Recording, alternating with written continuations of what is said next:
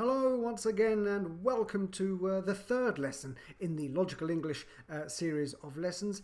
A quick reminder, if you haven't already seen lessons 1 and 2, please go to logicalenglish.com and watch those lessons along with their study guides.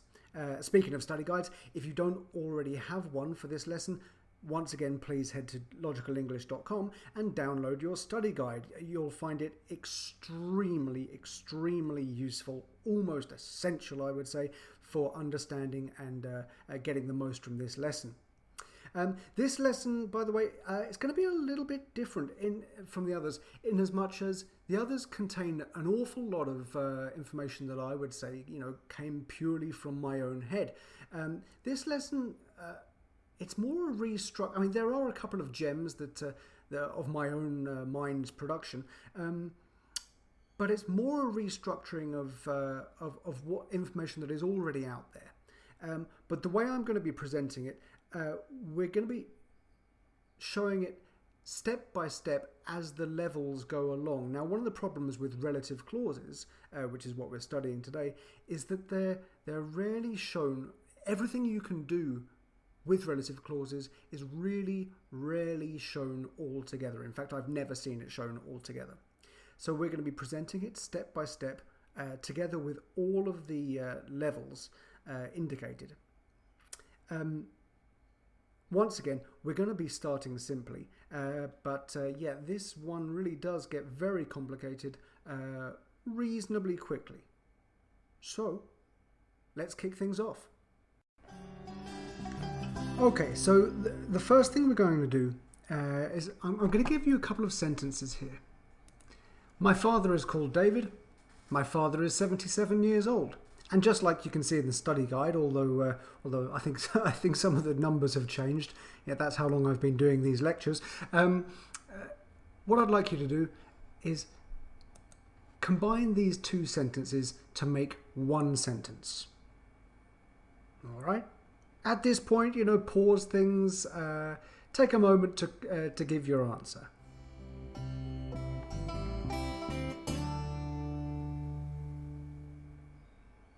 Now, I'm going to be, as I said, I've been teaching these lessons for many years, and this one I'm going to treat slightly differently. I'm going to imagine, at least to begin with, that I'm teaching this in front of a class full of students, and so I know what a typical intermediate, upper intermediate classes answers will be, and I'm going to presume that your answer was something along the lines of one of these.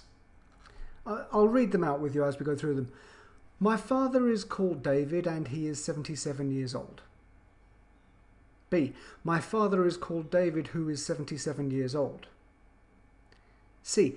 My father, that is 77 years old, is called David. D. My father who is called David is 77 years old. E. My father, who is called David, is 77 years old. F. My father, David, is 77 years old. And G. My father, who is called David, is 77 years old. Now, I'm going to presume that you wrote down something like one of those answers. And I know they all look incredibly similar. And I suppose that, well, hey, that's the purpose of this lesson, to find out which one's right, which ones are wrong, and if they're wrong, why are they wrong? And conversely, well, if I tell you that only one of these is actually completely correct, we'll also go on to find out pretty quickly why it's correct. So right now I want you to think, even if your answer is even a little bit wrong, and in fact, the correct one here, maybe you got it, maybe you didn't, is the very last one, G. G is completely correct. The others, much as they might look completely correct, are actually wrong. And even if your answer is even a little bit wrong, well, this lesson's all about Cambridge exams and IELTS exams and impressing the examiners and proving what level you are. And if your answer is even a little bit wrong, you're going to be losing marks, valuable marks in those exams. So let's go on and find out and start our journey and find out why they're right, why they're wrong. So let's start with the very basics then of the subject of relative clauses.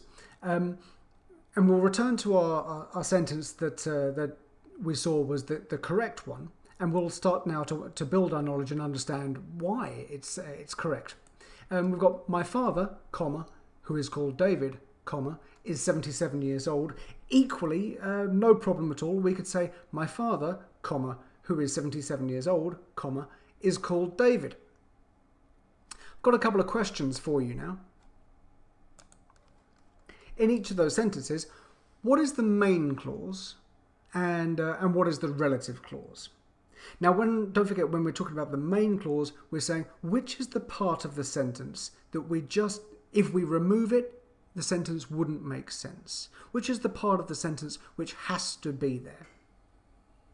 So we'll just focus on the first of these. My father, who is called David, is 77 years old. The main clause is my father is 77 years old. And that bit in the middle, that comma, who is called David, comma, we know that as the relative clause. By the way, I'll be referring to relative clauses as RCs, just because it will save space and it will save time. You'll have to trust me on that one.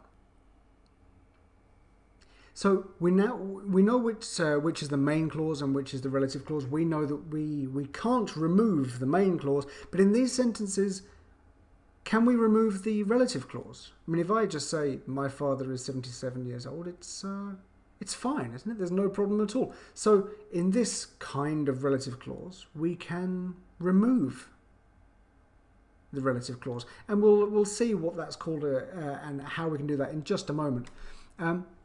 But first, another quick question for you. I, you, he, she, etc. They're all known as what? Well, you know as well as I do, they're all known as pronouns. These words, these short words which sort of represent something else, are called pronouns. So if they're called pronouns,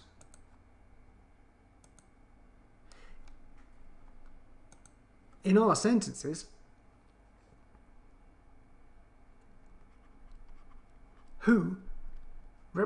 what does who represent in our sentences?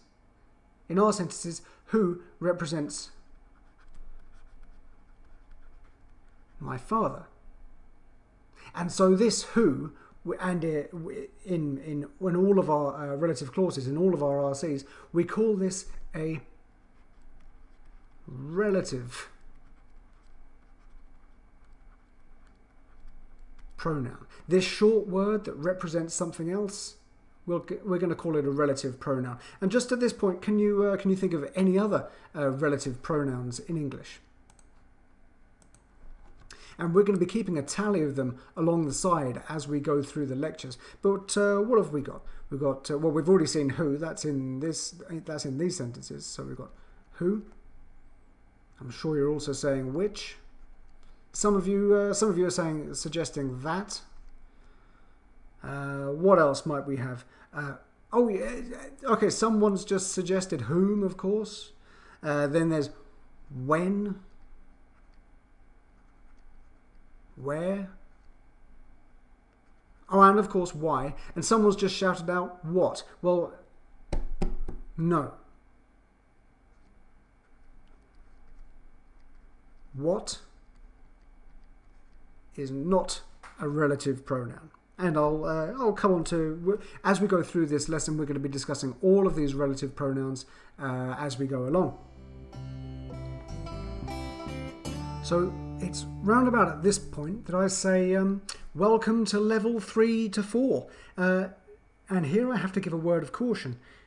If you consider yourself an intermediate student, intermediate or above, and you're having problems with this so far, then you might need to study, to restudy relative clauses, or to spend a little bit more time on it, because we're moving up in the levels here. And if you're hoping to get a good FCE or CAE or IELTS score, here, what we're doing right now, right here at levels 3 to 4, it's really not going to impress the examiners that much.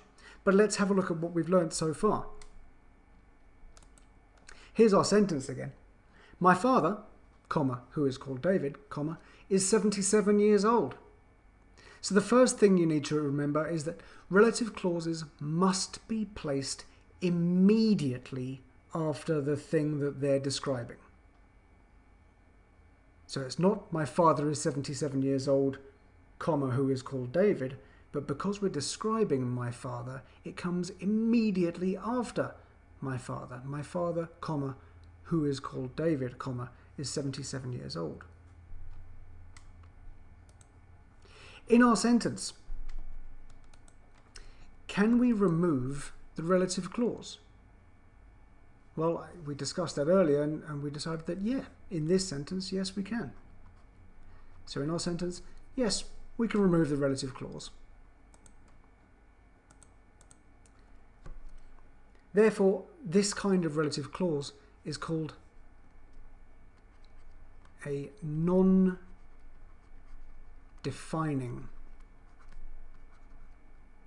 relative clause. We're going to be knowing that as non-def RC. So because we can remove the relative clause, we can call it a non-defining relative clause. And something that is absolutely critical to remember is non-defining relative clauses have commas separating them from the main clause. So we have my father, comma, who is called David, comma, is 77 years old. So as I say, when it comes to those rules and these non-defining relative clauses, welcome to level 3 to 4. Oh, by the way, this level system that I'm imagining is kind of loosely based on IELTS, kind of loosely based on the Canadian system, kind of loosely based. We're imagining 10 levels. And so intermediate, you know, where you're aiming for, to begin with anyway, would be 5 to 6. So this represents really below what we would consider your level. So as I say, welcome to level 3 to 4. Okay, we're going to continue our discussion of the absolute basics of relative clauses right now, and I want you to imagine a situation. I want you to imagine I'm walking along the street, and I see a good friend of mine coming the other way, and I want to tell him something. It's the first time we've met today, and I want to tell him something that happened to me. And I say to him, the person was, hey Mike, the person was very interesting. And then I walk off. Well, the question, what's wrong with this sentence? I mean, the person, subject, was, verb, very interesting. We've got adverb and adjective on the other side. It's grammatically okay. But what's wrong with it? Hey Mike, the person was very interesting. Well, hopefully the answer's jumping out at you that it's missing some essential information that allows us to know which person we're talking about. If I just say the person was very interesting, well, my friend Mike's left thinking, but Craig, what person are you talking about?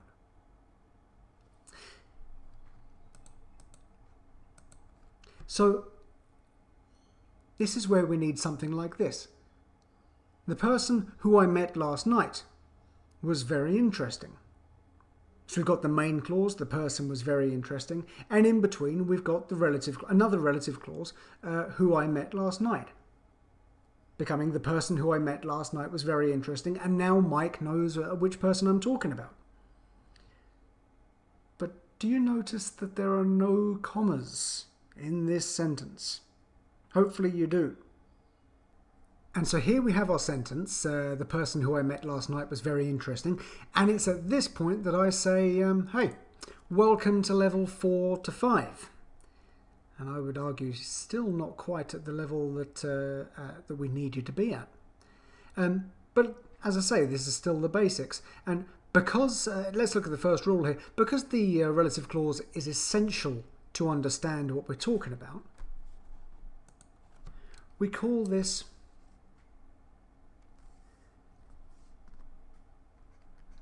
a defining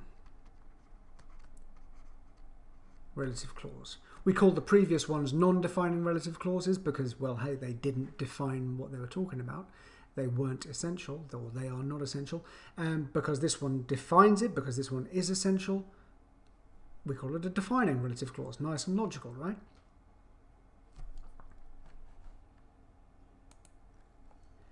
And something that is absolutely critical, but often underappreciated, absolutely critical to remember, is defining relative clauses do not use commas.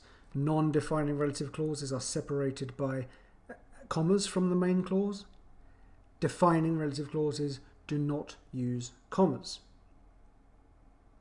So let's now return to our original example sentences and see if we can start to explain why they're right, why they're wrong. So now back at our example sentences that we saw right at the beginning of this lesson. Let's go through them and see if we can decide together why what you thought at the time maybe was a correct answer is not a correct answer, and why the one that is correct is correct. So A, my father is called David and he is 77 years old. Well, to be honest, actually, hey, there's nothing wrong with that sentence. The only problem being is that this is an intermediate and upper intermediate, and above lesson. We know how to use the word and.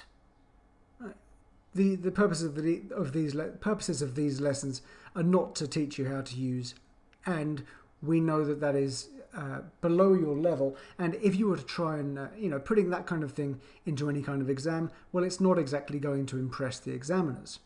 So A, although it's right, we're gonna throw it away because, well, it's just below us. So we've got a cross there. Second one, my father is called David, who is 77 years old. Well, we've got the main clause, my father is called David, and we've got the relative clause, who is... but we've got it in the wrong position. One of the first things we learnt was that who is 77 years old, not only does it need a comma, because, hey, I've only got one father. We don't need to define my father. Not only does it not have a comma, but it's also... The relative clause is also in the wrong position. It needs to come immediately after my father. So that one's wrong. C, my father, that is 77 years old, is called David. Well, we've got the commas, but we're using the word that. We're going to come on to that in a little moment. My father who is called David is 77 years old. Well, here there are no commas, and so would be marked incorrectly. So that's wrong. My father, who is called David, is 77 years old. Well, okay, we've got the first comma, but we don't have the second comma separating it from the rest of the main clause. My father, David, is 77 years old. Well, the student here has tried to be quite smart and potentially close to a correct answer. But we're still dealing with a non-defining relative clause, so we would still need commas either side of David, even though the student is trying to do something quite high level, which we'll see in a little while. And that leaves us with G being the only correct one. We've got the non-defining relative clause placed in the correct position with commas either side of it. And on the subject of commas, let's have a look at an interesting example which will show just how important these things are within the subject of relative clauses. Okay, so just for a moment we're going to come onto the subject of commas. And I would argue absolutely critical commas. Now, just briefly, last lesson when we talked about the conditionals, we saw the importance of commas, at least in the examiner's eyes. Here, within the subject of relative clauses, is the only place in English where commas and comma knowledge is absolutely critical. and it's the only place where commas can actually change the meaning of the sentence. I want to show you what I mean.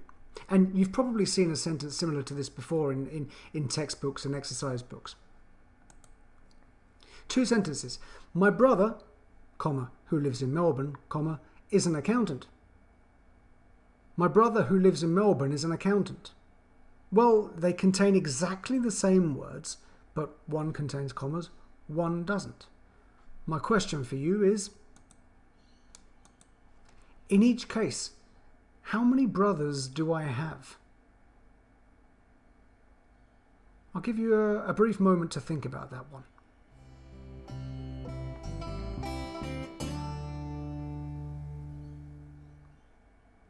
And I hope you're coming to the conclusion that in sentence A, I only have one brother. In sentence B, I have more than one. Now, the reason for that is this.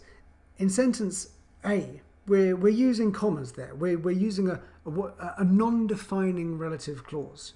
And if we're using a non-defining relative clause, well, then it means that the thing that we're describing, my brother, doesn't need any kind of definition. The relative clause is not essential for the sentence, and if it's not essential for the sentence, then just like the sentence with my father, I mean, I only have one father, so in this sentence A, I only have one brother. However, in sentence B, here with no commas, we do feel the need to, or the speaker obviously feels the need to define the brother, to define which brother he's talking about. And if he feels the need to define which brother he's talking about, there's only one reason for that. It's because he's got more than one brother. So in B, it might be, my brother who lives in Melbourne is an accountant, but my brother who lives in Darwin is an architect. So we're defining the two different brothers using the relative clause. And in A, no definition necessary. It's a non-defining relative clause, so we've got commas. So this is the only case in the whole of the English language, these kind of relative clauses and the differences between defining and non-defining, it's the only time when commas can actually change the meaning of the sentence. The words are the same, but the punctuation is slightly different and the meaning actually changes. Now, what we've seen so far represents the absolute basics of relative clauses. Hopefully you're fully on board with them and you know what's going on, and this just represents revision. Because if you're performing some kind of FCE or IELTS exam or any other kind of exam, if you get these basics correct, no one's going to give you a round of applause. You're not going to get any credit, really, for getting this stuff correct. However, if you get it wrong, you're going to notice your score go down quite sharply. So it is absolutely essential to get these basics completely correct before we move on. So now with those absolute basics firmly in place, let's move on to something ever so slightly more complicated, but still it shouldn't be too much of a challenge to the vast majority of you. Once we've done that, we'll also start to look at what this tells us about the English language, and we'll deepen our general knowledge of the English language as well. So what we're going to be discussing right now is replacing the RP, the relative pronoun, with that. Now let's get our list back up of the relative pronouns. We had this list earlier. The relative pronouns being who, which, that, whom, when, where and why. Not what, don't forget. Which two of these can be replaced with that? Well, I'm sure by now you're all screaming out the answers. You already know. It's who and which. So let's have a look at a brief example before we have a look at the reasons. Which of these sentences is not possible? We've got sentence A. My father, comma, that is 77 years old, comma, is called David. By the way, when I'm saying the commas, don't forget, you don't need to say the commas. I'm just saying them just to make it completely clear that they're actually there. So A, my father, comma, that is 77 years old, comma, is called David. Sentence B, the woman that you introduced me to was very interesting. Now, what do we know about these sentences? Well, we can see that A is a non-defining relative clause because we can see the commas, and because, well, hey, like the majority, I'm not going to say all, but like the majority of people, I only have one father, and so I don't need to define him in any way. This is just extra information. So there we have the non-defining relative clause. However, the relative clause in B, that you introduced me to, we've got a defining relative clause, otherwise we have no idea which woman we're talking about, and aside from that, we can't see any commas there anyway. So which one of these is not possible? Well, in fact, sentence A is not possible. Sentence B is. Let's move along and have a look at the reason behind that. So, at this point, when it comes to replacing who and which with that, I'm going to say, welcome to level 5. We're about halfway there. Now, with this grammar, if you get it right in the exam, the examiner is likely to think, or like in an IELTS or an FC Cambridge exam, the examiner is likely to start thinking, okay, this student, I believe, deserves to be taking this exam. Let's see how well they do. And so the rule that we've just seen is who and which can only be replaced with that in a defining relative clause. So that there deals with the third on our list of relative pronouns. As I'll repeat it again, who and which can only be replaced with that in a defining relative clause. Now, so far so good. I had been teaching this for years, perfectly happily, no questions asked, until a particularly good student, a particularly switched on student, asked me, and I've touched on this before in previous lessons, asked me the best question you as a student can ever ask in class. And I might add, it's one which teachers often live in absolute fear of. The question, of course, was why? What's the purpose of this? Why can you only replace who and which with that in defining relative clauses, not non-defining relative clauses? Why should I bother to use this? Well, that sent me away thinking, and it took me a little while to come up with the answer, but I believe I have come up with the answer, and an answer which makes logical sense for your usage of it in English. I'll give you a clue.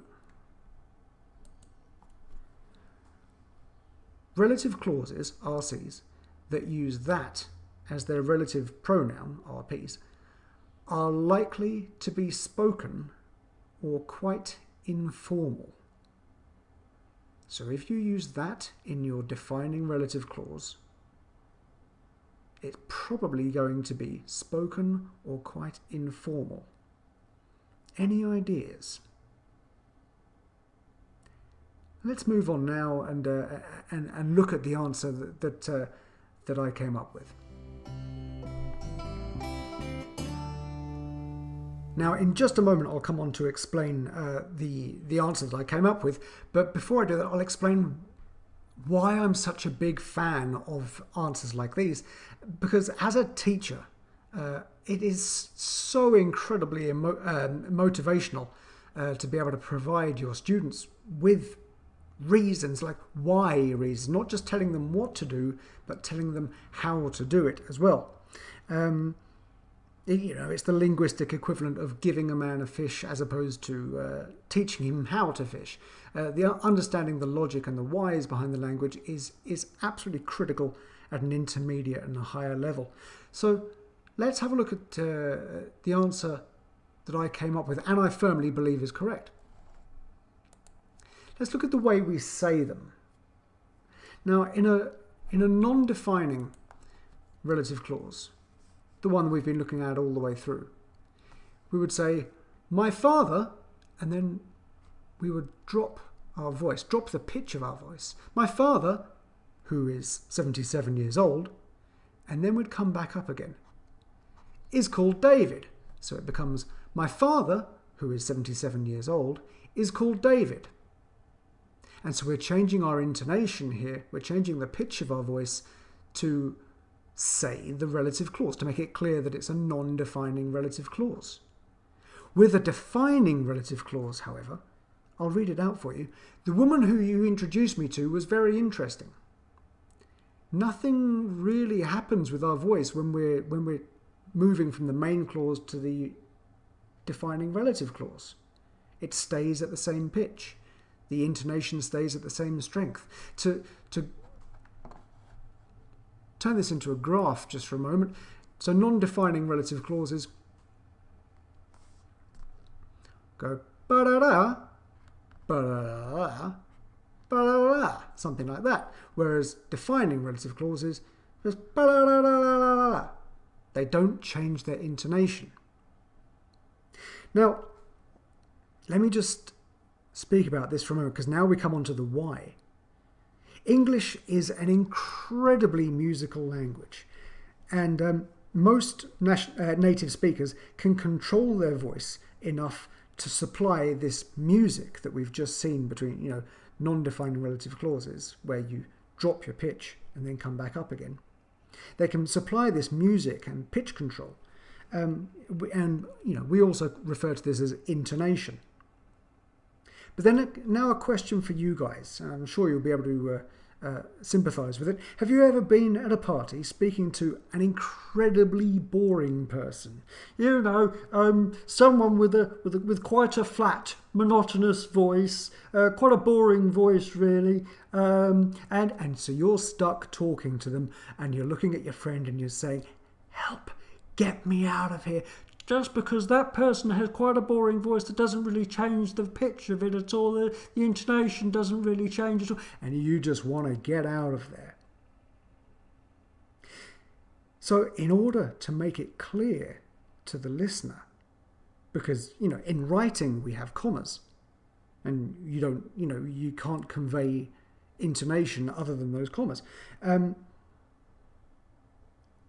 in speaking, how do you make it clear that the information that you're giving in your relative clause is essential? That we're using a defining relative clause, and we're going to use that to make the listener wake up. It's like when you use that when you're speaking, when you're using relative clauses, you're using a defining relative clause, and you use the word that as the relative pronoun. It's like a slap in the face to the listener. It's like saying, "Hey, wake up! You need this piece of information. In order to understand what I'm telling you, you need this piece of information." However, if we're speaking using a defining relative clause, and we use a non-defining relative clause, and we use who or which, well, what we're basically saying to the listener is that, okay, you can have a little micro sleep now. For half a second, you can just pay attention to something else, because the information I'm giving you is not really essential.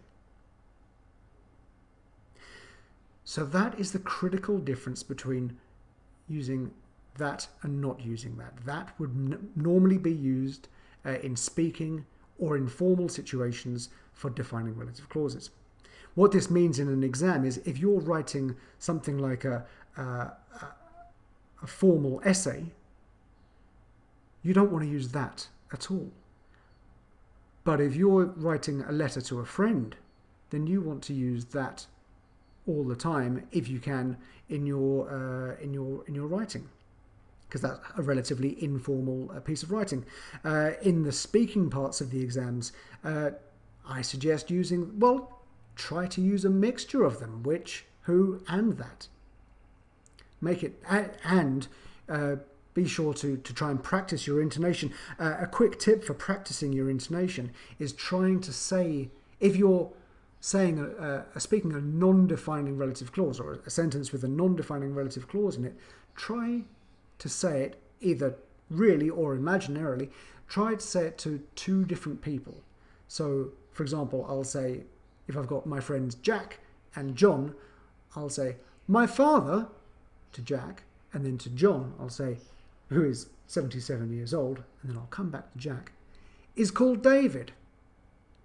My father, who is 77 years old, is called David. So even aside from any kinds of exam situations, my encouragement here would be, try not to be that boring person in the party who's not changing their intonation at all. So there we go. With that said, let's move on. Okay, onwards and upwards. Now, a quick reminder. Do you remember back in lessons 1 and 2 how we spent actually quite a lot of time looking at what's a subject, what's an object, and things that seemed fairly simple. Maybe you were okay with them, maybe you weren't. But we're going to, they're really coming back now into relative clauses. So, as I say, onwards and upwards, and let me give you the next stage of relative clause development and a new question.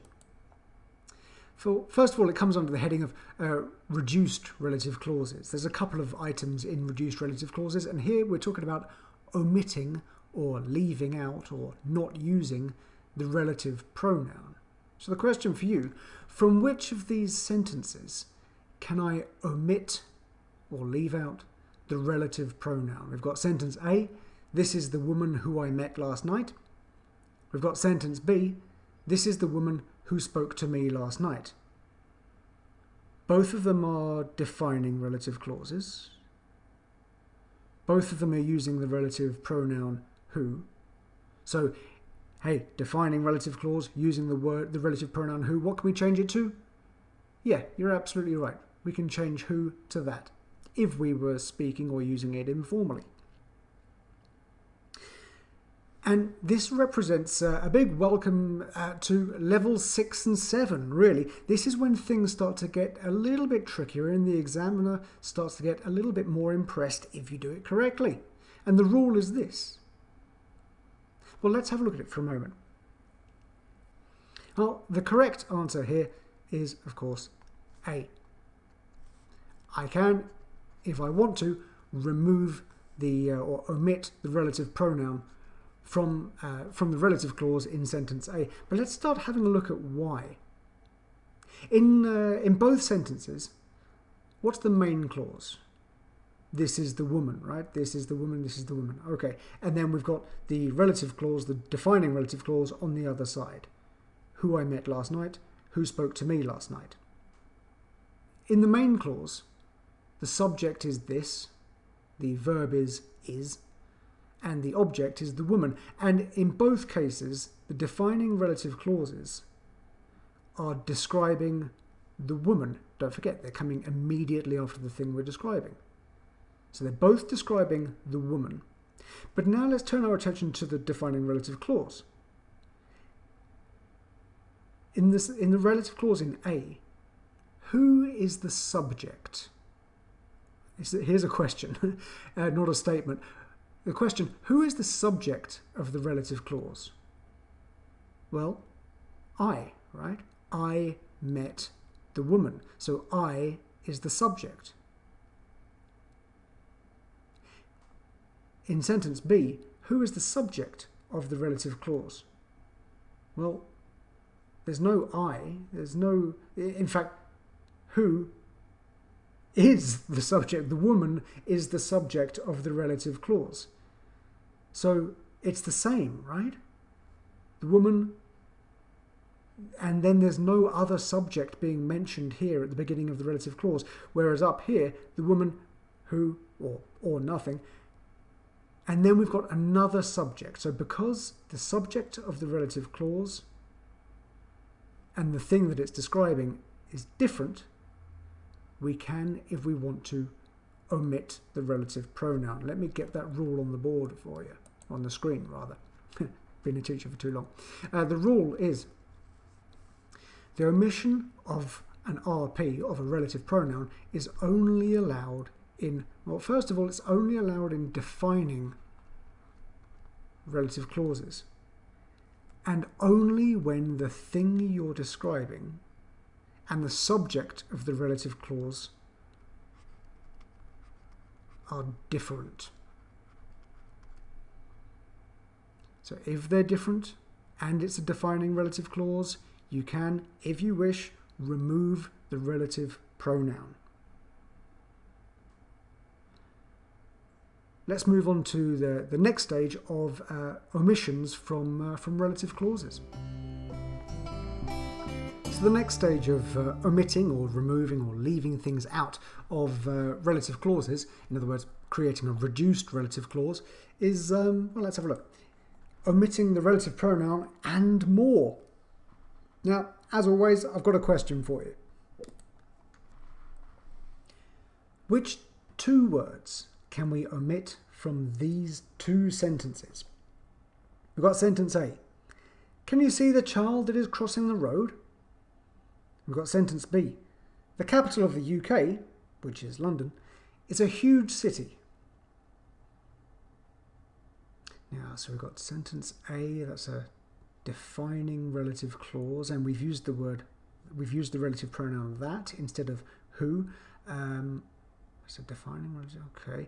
And sentence B, we've got a non-defining relative clause because it's just extra information. It's not essential to understand the sentence. So we can't use that. We're just using which, and we've got the commas either side. So, but from both of those sentences, we can remove two words. Any ideas? Well, in fact, from both of them, we can remove the relative pronoun and the verb to be from the relative clause. Doesn't matter whether it's defining or non-defining. Doesn't matter what the relative pronoun is, we can still remove the relative pronouns that, which, or who, and the verb to be from the relative clauses. Leaving sentence A coming up as, can you see the child crossing the road? And we've got sentence B as, the capital of the UK, London, is a huge city. Both kinds of sentences I'm sure you've seen many, many times before, but now you can see what's actually happening there. So let's have a look at the rules, shall we? And once again, we're in levels 6 to 7 here. So we're in the area where we're going to start really impressing those examiners. So the rule being this. If your relative clause uses the verb to be, you can omit the relative pronoun and the verb be in either a defining or a non-defining relative clause. So I hope that's nice and clear before we move on to what really is the most advanced thing you can do with relative clauses. Okay, we're going to come on now to have a look at something that really represents one of the most formal things you can do in the whole of the English language. And hopefully you've noticed on the left-hand side we've got our list of relative pronouns, and we've dealt with who, which, and that. We're now going to start dealing with some of the others. But first, I want you to do this relatively simple thing for me. We're on the subject of prepositions. Now, I don't know how many of you can recall from lesson 1, how many prepositions are there out there? Yeah, unfortunately, there's about 126. You'll always have problems with them, but to be honest, there are some that you should know pretty well. By prepositions, we're talking about in, on, under, at, through, between, against, etc., etc. I want you to do this for me. Which preposition, or prepositions, because some of them may have many answers, would you attach to the following verbs? Well, we've got look, talk, think, interested, rely, walk, read, and listen. Have a think about that for a moment.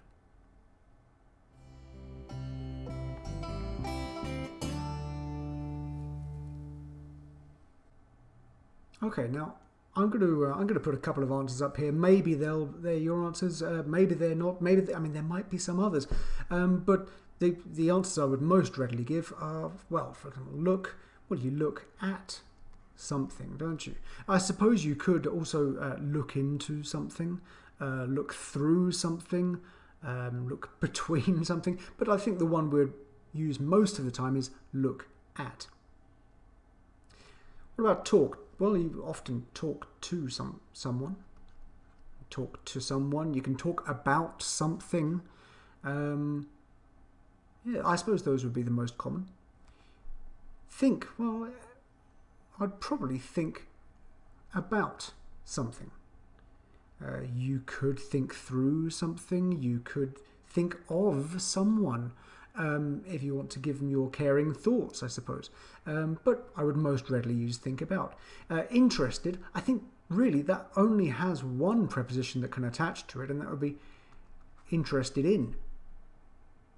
Rely, let's always rely on. You rely on someone, or you can rely on something, meaning you depend on them. Notice how they're using the same preposition there. Walk could be many, walk in the park, walk on the grass, walk through the tunnel, walk over the bridge, walk between the houses. It really could be many, many, many. I'm going to say, I don't know, let's say walk in.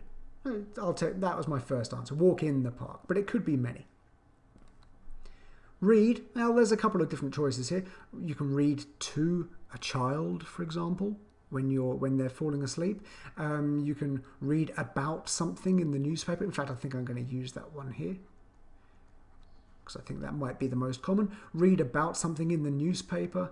I suppose you could read on the sofa. If you're lying on the couch, you can read the newspaper while you're lying on the sofa. Listen. Listen would pretty much always be listen to. Listen to someone. Listen to something.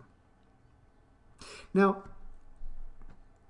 here's what you can do with relative clauses, and it will impress those examiners.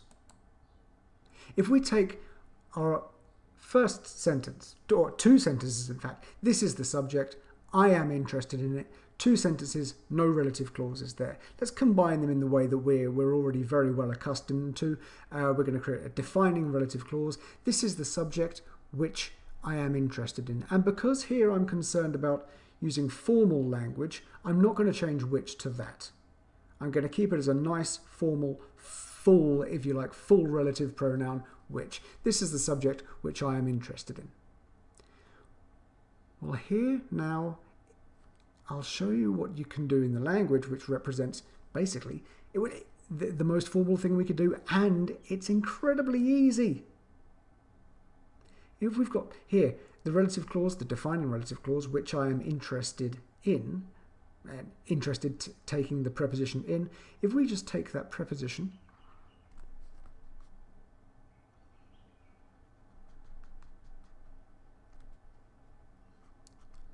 and send it to the front of the relative clause. So we have, this is the subject in which I am interested. This is a process called front-loading the preposition. Front-loading the preposition. I'll write that up on the next slide. But once you get the hang of it, and this is normally for writing, and it's always formal. Once you get the hang of it, it's incredibly easy to do as long as your relative clause uses a preposition. All you need to do is pick up that preposition if you're writing a formal piece of writing. Pick up the preposition, throw it in front of your relative pronoun in the relative clause, and you've got it. This is the subject in which I am interested. And this is guaranteed to impress an examiner. So let's have a look at another example. Okay, so just to be clear, we're calling this front-loading a preposition, where you're picking up the preposition from the end of the relative clause and throwing it in front of the relative pronoun, front-loading a preposition. And I said we'd have a look at another example. Well, let's do that. We've got, this is the person. I spoke to this person last night. Becomes, this is the person who I spoke to last night. We've got that defining relative clause and we're using who as the relative pronoun. So what does that become? And careful, because I might be trying to trick you a little bit. You've probably written something like, this is the person to who I spoke last night. In other words, you've picked up that preposition from the relative clause and front-loaded it in front of the relative pronoun, which in our case is the word who. But here I need to urge you to be extremely careful. Something you need to remember. If your relative pronoun is who and you're front-loading the preposition, then who must become whom. Simply no choice. And so now if we have a look through our list of relative pronouns, we've dealt with who, which, that. Now we've dealt with whom as well. We know what that's doing. To explain that in a little bit more grammatical depth, do you remember back in lesson 1, I like you, therefore you like me, right? If I is the subject, it's I, but if I is the object, it's me. Well, in the same kind of way, that's what's happening here. If who is the subject, it's who. But if who is the object, it's whom. Now that's almost completely dropped out of English, apart from in the most formal situations. And as I said, front-loading a preposition really is quite a formal thing to do. So at this point, welcome to levels 7 to 8. Now, here, if you're getting it all right and everything's working logically, then hey, you're looking at some nice high scores. And what hopefully you're also doing, and what I really want to impress upon you, is that as you're going through your writing in any, whether it be for a teacher, for a project, for a business, for an exam, for whatever, you have choices. You have choices in your relative clauses. You may well want to write it all out and then read it again and look for those relative clauses and change a couple of them. If you've got a defining relative clause, change who for that. If you've got a relative clause with where you're using the verb to be, omit the relative pronoun and the verb to be. If you're if like this, you're using a verb in the relative clause where you've got a preposition, front load it. By providing all of these varieties of relative clauses, you are really going to be able to impress your recipient, the person, either whether it's an examiner or your boss or your teacher, whomever. You really will be able to impress them if you give a nice sprinkling of all these different things. Now, we're going to come on to a frustrating piece of grammar now that I would class as grammar theory for levels 9 to 10, but I have also seen it being tested in Cambridge exams, in FCE exams. So, although it is just, it's one of those things that's so rarely taught, but you're often just expected to know it instinctively. Well, I think it's time to teach it. Let's have a look. So, we've been doing a couple of different things as we've been going through this lesson. We've, on one hand, been working our way up through the levels and getting more and more complicated and tricky as we've been going along.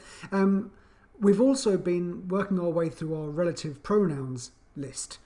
And so far we've seen who, which, that, whom. Well, now we're also going to cross when, where, and why off the list. So the subject is when, where, and why as relative pronouns, but there's something I need you to bear in mind. This represents some advanced grammatical theory. So, hey, welcome to levels 9 to 10, you know, the really advanced stuff. However, I have seen this tested in the FCE Cambridge exam, an exam which specialises in levels 5 to 8. So once again, I'll remind you that it's not really something that gets taught, but it is something you're expected to instinctively have picked up by the upper intermediate level. So, and I don't like this allowing students to pick things up instinctively thing. I like to know that the students have a clear idea of what's happening. So let's have a look at an example of this. I'd like you to complete the following sentences. Sentences which are incredibly similar, but not quite the same. Sentence A, the hospital I was born in is in London. Sentence B, the hospital I was born is in London. Huh. How are they different? What's changed? Sentence B has one fewer words. Sentence A has seemingly an extra preposition. What do you think the answer might be there?